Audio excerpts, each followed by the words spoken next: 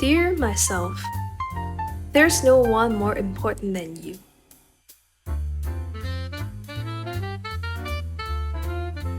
Hey guys, welcome back to my channel. My name is Lorac. I'm thrilled to introduce a brand new series, my podcast, Dear Myself. This is the first episode of the first season, and each season will have 10 episodes. I'm thinking of inviting some of my close friends as guests in the same time. I'd love to hear from you too. Drop a comment down below or tag me on Instagram at TrueLorac. Let me know what topics you love to explore. Remember to hit subscribe, give a like, and turn on the notification bell for check it out the next episode. This season, we're diving deep into a fascinating theme, me. But before we get into it, question time. What 3 words would you like to describe yourself?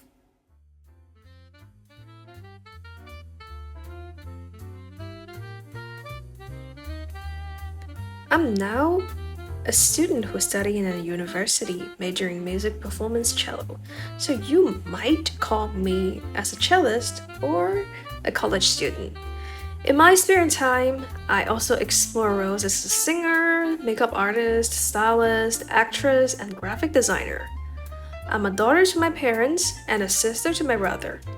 But most importantly, I am a child of God, a disciple of Jesus Christ.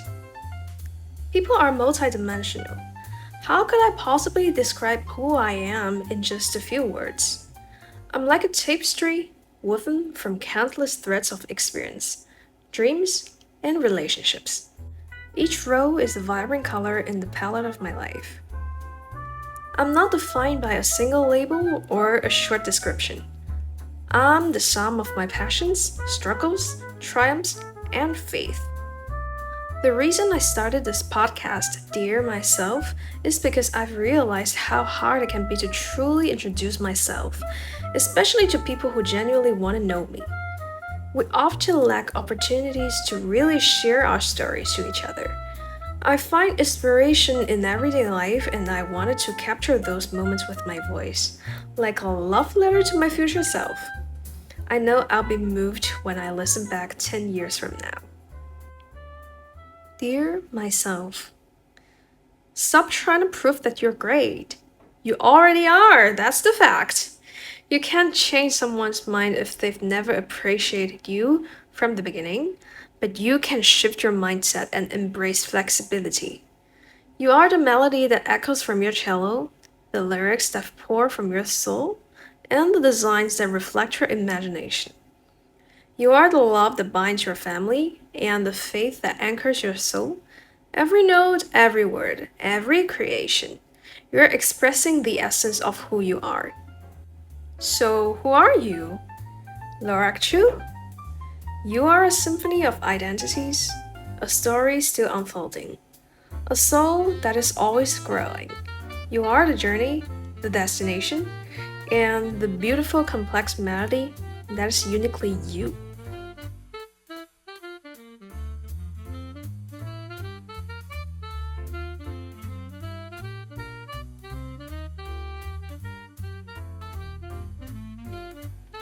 Have you ever wondered how your name shapes your identity? I'm Lorac Chu. My name stands for being intensive, brave, elegant, and fun fact, it's Carol spelled backward. I was born near Christmas, so my family named me Carol as a celebration.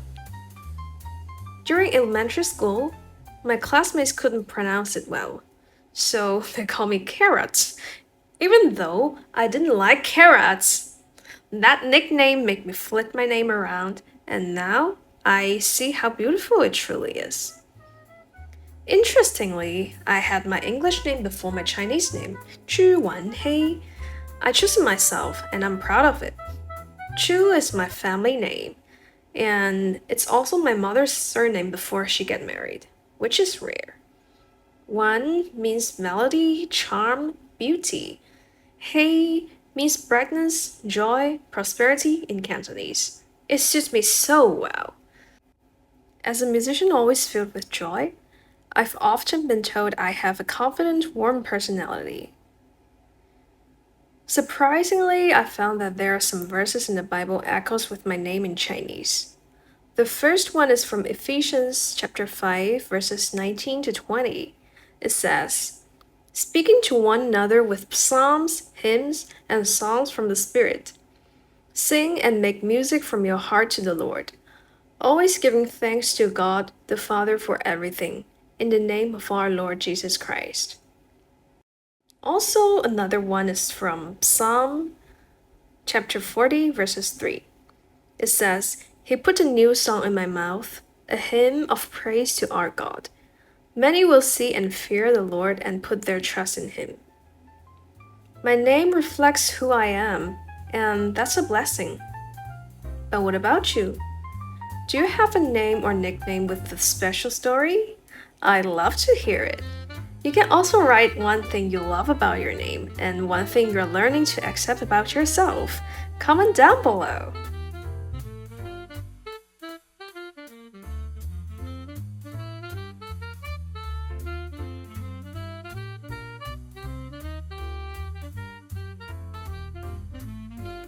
Back to the question I asked from the beginning. What are 3 words would you use to describe yourself?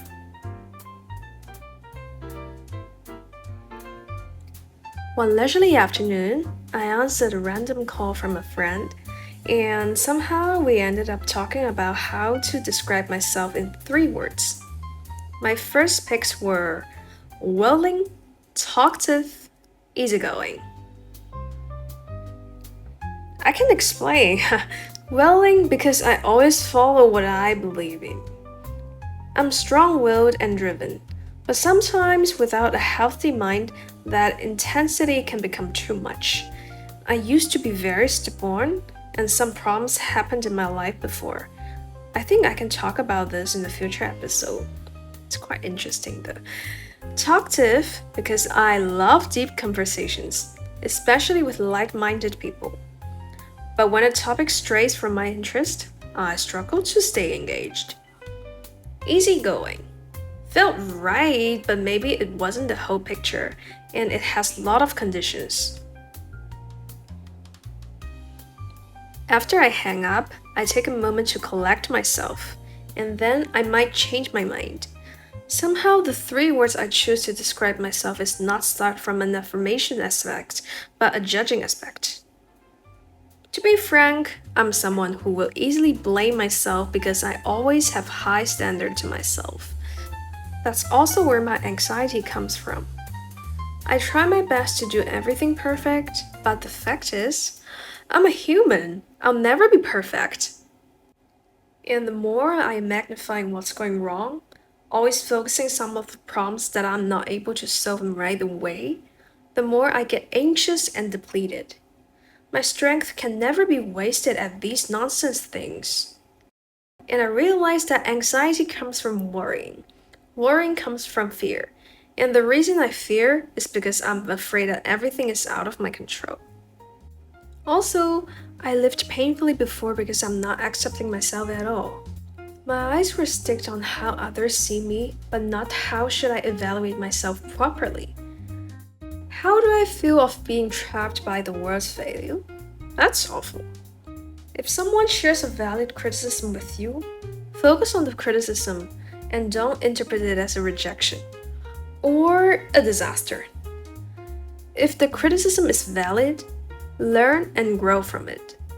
Every person is imperfect and inadequate, and we all have room to grow.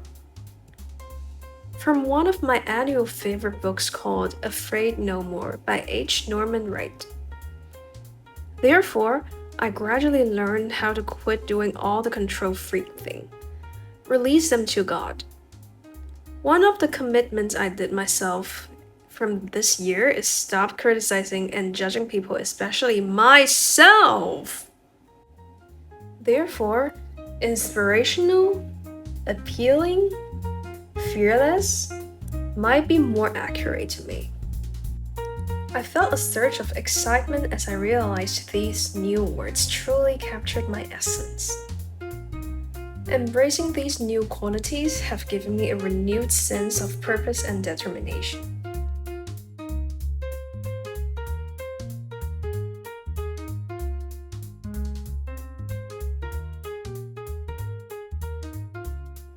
let's talk about inspirational. Music is a pure expression, language of the soul. In my humble view, music is a language of timing. My profession and the area I'm working in requiring countless inspirations. As a musician, I need to get inspiration from others. As a world member, I believe that the people in my community also need the inspiration I can produce. Question time. Do you think whether inspiration is something we receive or something we cultivate? Some traditions see inspiration as passive. You wait to be moved by a muse or spirit. Others see it as active. So you prepare yourself, and inspiration visits the ready heart. So for me, myself, I discipline the carved and tune the soul so I can recognize and receive inspiration when it comes. Philosopher Ludwig Wittgenstein once said, "Whereof cannot speak, thereof one must be silent." But music inhabits the silent space. It expresses the inexpressible, making it perhaps the most honest form of inspiration, because it doesn't need to explain, only to move. Music becomes as a vehicle of grace, awakening longing for God, stirring the soul toward worship, and bearing truth deep forwards. Appealing. In my life, faith is life, and life is faith. These two things are inseparable. My life contains everything about beauty and aesthetics. My beautiful, charming appearance is only the most superficial aspects. I like to dress up, wear shiny jewelries, do full makeup every time I show up myself. Let's be honest, it helps. But if beauty stops at the surface, it's just packaging.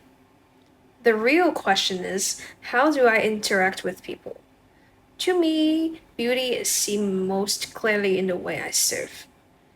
The way I speak gently even when I'm tired, the way I listen fully even I'd rather scroll, and the way I choose grace over ego, especially when I feel misunderstood. That's where faith becomes flesh, where the gospel takes form not in sermons but in the small, unseen acts of love. Charm is deceptive, and beauty is fleeting, but a woman who fears the Lord is to be praised. Proverbs 31, verses 30 to 31. And what about fearless? Fearless doesn't mean I'm nervous. It just means I never let fear have the final say.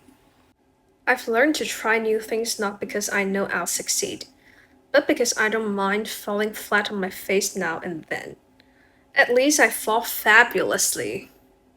Even risk, every stumble, every off note, or unexpected detour is still part of the music of my life. Failure? I don't have this word in my whole life.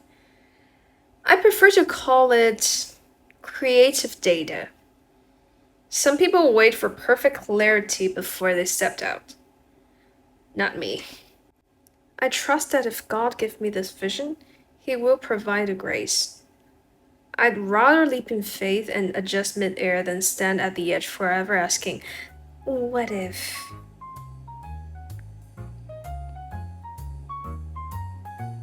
She is clothed with strength and dignity. She can laugh at the days to come.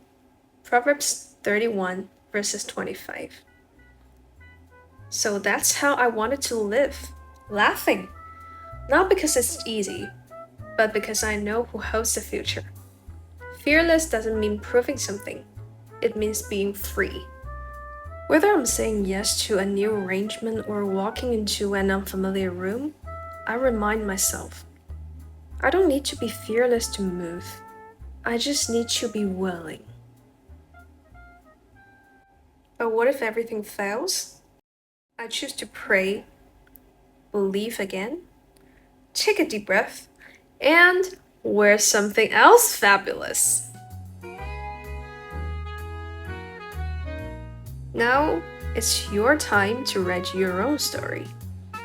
What's one moment where you choose courage over fear? Share your story and comment down below.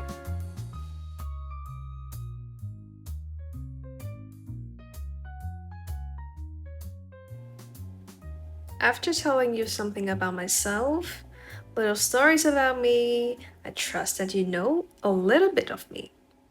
Very partial of the image though.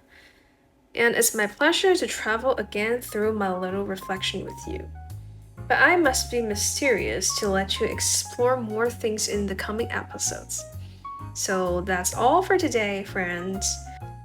Thank you again for listening and joining me on this journey of self reflection. Don't forget to subscribe, leave a review, and share this episode with someone you love.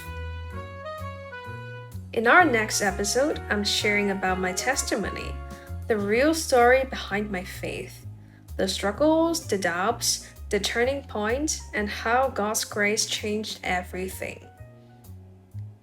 If you've ever felt lost, stuck, or searching, this one's for you. Until next time, keep being your amazing, complex, beautiful selves.